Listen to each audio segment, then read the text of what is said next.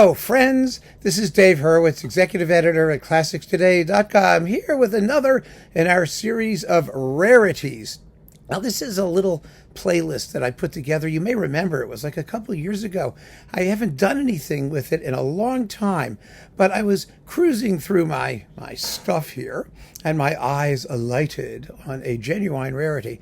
The purpose of this series was to look at great artists excelling at music that you'd never expect them to excel at. It's what happens when someone goes outside of their fach, but somehow manages to do something triumphant. That, of course, is one definition of musical genius. I mean, you can do things in ways people never would have expected. So the artist that is doing things in ways people never expected is Herbert von Karajan. And the recording in question is this one. Cav and Pag. Yeah, this is such a great Cav and Pag. They're fabulous performances. They really are. They don't get a lot of mention, it seems to me. These days, people kind of overlook them a little bit. Maybe that's because they haven't really heard them. But my God, they're powerful and extraordinary and passionate and yummy.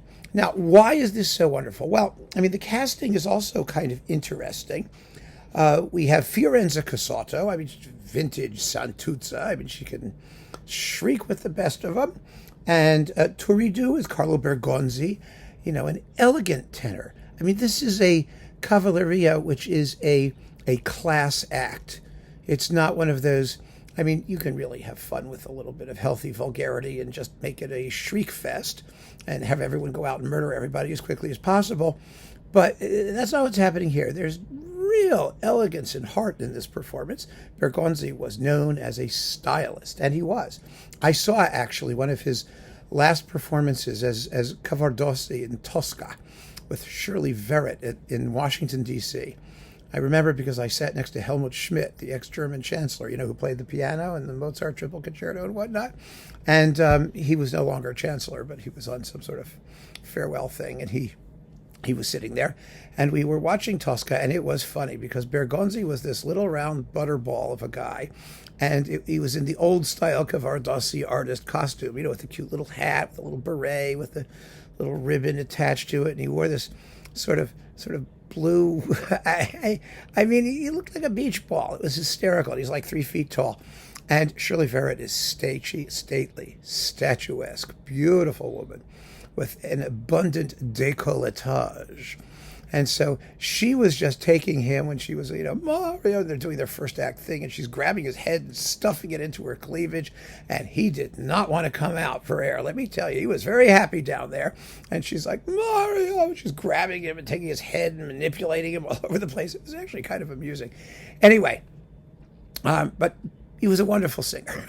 He really was. Forget the stage action. Acting, well, another issue. Now let's see, who else is here? Maria Grazia Allegri is Lucia.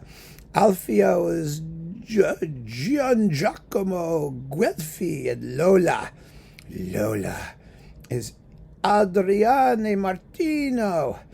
Right, so it's a good cast, very solid cast. They all sing really well, and the leads are terrific. But what you have is Karajan and the La Scala Orchestra.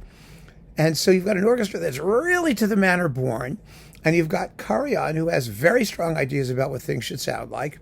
And something like that can either go very badly or it can go really, really well. Well, it goes really, really well in this particular case because, I mean, the intermezzo from Cavalleria was always sort of a Karajan specialty. You know, he just milks it, and it just sings, and it's beautiful. Then we've got Pagliacci. Okay, so Pagliacci's got Carlo Bergonzi as Canio, and a fabulous Canio. Netta is Joan Carlyle, a very unusual choice in Nettadom. But Netta's an interesting character. You know, she's not. Teresa Stratas was also a great Netta. Netta's a character. She sings the Ballatello, which is a wonderful piece, and she's a thoughtful character. You know, she's torn in many ways, and her life goes to pieces on stage, during the play when all the stuff happens.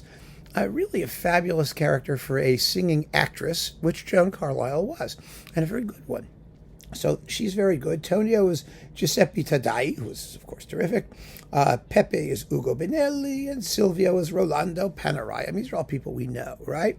So there are some interesting casting things. And Karajan was always, he was known as a voice wrecker, especially later in his career. And the reason is because he would ask people to perform in one of his productions, which was, of course, a great honor, but he didn't always care whether their voices were appropriate to the roles he was asking them to sing. And the problem was, if you said no, then you would be blacklisted. And because he was so, in charge of so many things in Europe, I mean, the Vienna Opera, the Salzburg Festival, the Berlin Philharmonic, et cetera, if you said no to him, then you were effectively banned from some of the major world stages. So most people said yes, and they said yes whether they could sing what he wanted them to sing or not. And sometimes the result was unfortunate. That's what happened to Astrid Varnay, Karajan, for example. She thought he was dreadful in Bayreuth. He sat there with his eyes closed, which is sort of difficult when you're conducting an opera and you've got to pay attention to the singers. And just sort of, he was young and inexperienced, and she called him on it, and he never forgot it. And it happened for a while, I think, with Christa Ludwig, too. How to say no to Karajan sort of became a thing. Birgit Nilsson also said no to Karajan. That was a thing in the operatic world. And as a result of that, some singers made some really bad recordings with Karajan because he was, more obsessed with his conception. He was up here, and they were down there somewhere. Anyway, this Pagliacci works, as does Cavalleria Rusticana, because the cast is 100% behind it. They all know their roles. They sing them really well. The orchestra sounds glorious. Pagliacci, of course, is much more of a thinking man's opera than Cavalleria Rusticana is. Cavalleria is just, everyone, it's supposed to be sort of peasantry in Sicily, whereas Pagliacci is Leoncvallo thought of himself as a much more sort of philosophical composer.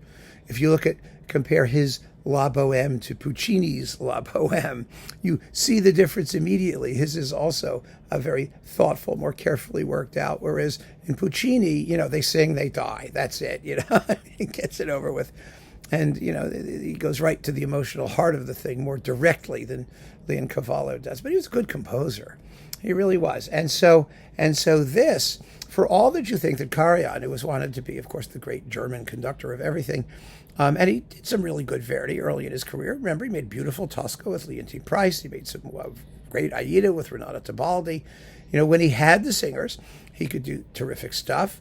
But this was from his, DG period. These were recorded 1966 to 68. So, 68, I think, was the opera intermezzi, which you get as like a filler on this 3-disc extravaganza here on DG. Really, really, really beautiful stuff from a guy who you wouldn't necessarily think would have the chops to do these. They're just sort of blockbuster, warhorse, popular operas. And so they remain. But this is one of the great opera recordings in the Karajan discography. It really, really is. And if you don't know these, and if you're a Kevin Pag person, and like Maria Callas, and like all the famous ones, by all the people who do this sort of thing for a living, you'll be quite fascinated by these incredibly successful, different in a good way, performances. So keep on listening, friends. Thanks for joining me.